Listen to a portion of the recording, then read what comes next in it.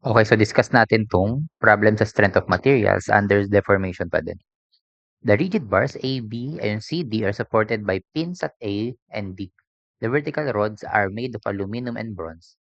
Determine the vertical displacement of the point where the force P is applied. Neglect the weights of member.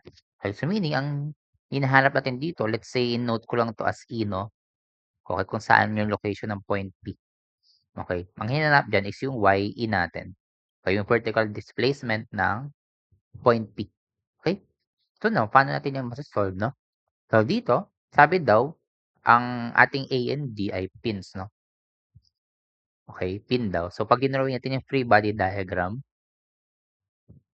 okay, start muna tayo sa baba, no? Kasi nandun yung force P, eh. Meron tayo ditong dy, dx, eh, kasi pin yan, di ba? Ito ay 15 kips. Then, ito ay FBR, no? Okay? Okay. FBR, ibig sabihin, force sa bronze, no? Yan. So, 2 feet, 2 feet to, di ba? Ayan. So, pwede ka mag-summation force vertical or summation moment. Pero since parehas naman 2 feet yan, no? By symmetry, ibig sabihin, etong force natin sa bronze ay 7.5 kips. Okay. Divide lang ng 2 yung 15, no? Kasi symmetrical naman yung length, eh. Okay. Kahit wag ka na mag-summation moment. Okay? So, now, punta naman tayo doon sa taas, no? Sa AB. Ito yung A mo. Ito yung B, di ba? So, 7.5 yan, no? Upward. So, pagdating dito, magiging downward naman siya. Tama? Pagdating dun sa taas. Ito naman yung FAL natin. Okay, sabihin, force sa aluminum. Okay, ito 2 feet, ito 3 feet. Dito, hindi siya symmetrical, so hindi natin pwedeng i-divide lang ng 2 yan, no? Sa summation moment na lang tayo, no? Summation moment at A is equal to 0. So, negative 2 FAL plus 5 times 7.5, no? Is equal to 0. Okay, yung force natin sa aluminum ay, okay, input lang natin sa calcu. Negative 2 plus 5 times 7.5. Yan. Is equal to 0. Shift solve lang. And 18.75. Okay? So, 18.75 keeps. Okay? Yan na. Okay. So, now, paano natin makukuha yung deformation na hinahanap? Start muna tayo sa taas, no? Okay? So, kunin natin yung deformation ng aluminum using anong formula? Ito yung PL over AE, no? Okay? Deformation ng aluminum is equal to yung force niya, 18.75 times yung length ay 3 feet. So, times natin sa 12, no? Para maging inch. So, 36. Tama. So, times 12 ko lang yung 3 feet na length ng aluminum para maging inch siya. Okay. Over area, 0.75. Okay, ito given naman na dito, no? Then, yung ano, gawin natin tong times 10 cube na lang, ano, para maging KSI siya. Okay, kasi yung force natin ay naka-keep. So, dapat naka-KSI to. PSI kasi yung given. So, para maging KSI siya, divide lang ng 10 cube. Kaya instead na 10 raised to 6, magiging 10 raised to 10 cube na lang. Ayan. So, ayan, ang unit niyan ay inches, no? Okay, so ilan yan? Ayan, times natin ito ng 36 over 0.75 times 10 times 10 cube. Okay, yan. Ayan, 0.09. And 0.09 inch. Okay? So now, okay, by geometry na naman, no? Ganito lang siya. Yan. Okay? Tayo ditong A, B. O ito yung YB natin. Nandito yung sa AL, no? Which is 0.09 inch. Okay, tama. Dito tayo, consider natin yung taas, no? 2 feet and 3 feet.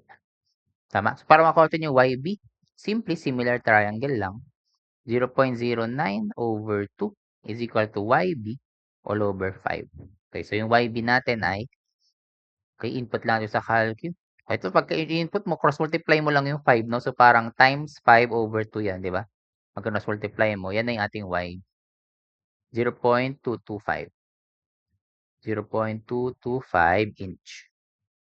Okay? Okay, now, consider naman natin tong CD. Okay? no? O kaya, bago natin consider yung CD, kunin muna natin yung deformation ng bronze, okay? Take note na itong YB, hindi siya same dun sa deformation ng bronze, no? Okay? Itong YB na 'to, displacement siya due to aluminum. Okay, so baka malito lang na magkaiba yung YB sa deformation or displacement ng bronze, no? Okay? Kasi ang mangyayari diyan bale sa C, okay, yung displacement natin sa C diyan, note lang natin, yung magiging displacement natin sa C ay YB plus yung deformation ng bronze. So, dalawa siya, no? Okay, kasi ano eh, nasa baba eh, di ba meron siyang nasa taas. Pag-a-addin mo yan. Okay. So, yun lang, take note, no? Hindi parehas yung YB na nakuha natin dito, no? Hindi ito yung sa bronze, no? Isosolve pa natin yan sa bronze. Okay. So, sa bronze natin, okay, same thing lang, no? PL over AE. Nakuha natin sa bronze kanina ay ito, no? 7.5. Okay, 7.5 times yung length ng bronze ay 4 times 12, that's 48. Okay, tiya times 12 ko lang para maging inch. Times yung A niya, 0.25 times 12 times 10 cube. Okay, again, divide mo lang uli ng 1,000 para maging KSI yung PSI, no? Okay, so now, deformation tayo ng bronze.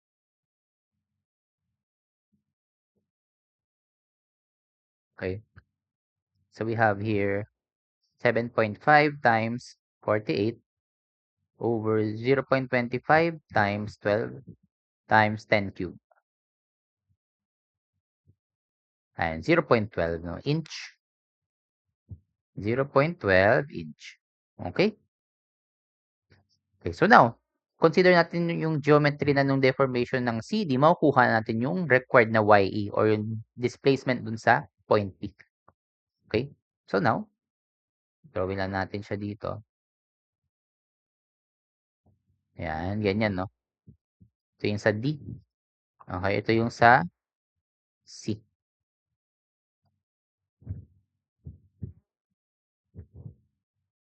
Ah, wait, baliktad pala, sorry. Baliktad siya. Okay, yung ano kasi yung D yung nakapin, no? Okay, so, pag ganito siya, no? Ayan. Ito yung D natin, ito yung C. Okay, so yung YC natin ay YB plus yung sa BR. Then ito yung YE. Okay, dyan yung application ng point P, no? Then, 2 feet, 2 feet, no? 2 feet, 2 feet. Okay. So now, by similar triangle, ma-solve natin yan directly. Okay, so we have here YC, which is equal to 0.225. Ito yun, no, yung YB plus yung deformation ng bronze, 0.12 over 4 is equal to YE over 2. Okay, so ito na yun, yung YE natin, yung deformation sa application ng point P na. Ayan, so 0.225 plus 0.12 over 4, shift solve mo, x over 2. Ayan, and 0.1725. Okay, 0.1725 inch. Okay, so ito na yung ating vertical displacement dun sa application ng point P. Okay, so ganun lang natin siya sinolve, no? Okay, solve lang yung force, then ano na lang siya, ratio and proportion, similar triangle. Okay, so yun lang, no? Tuloy pa natin tong discussion natin sa susunod, no? Using ibang example naman. Thank you.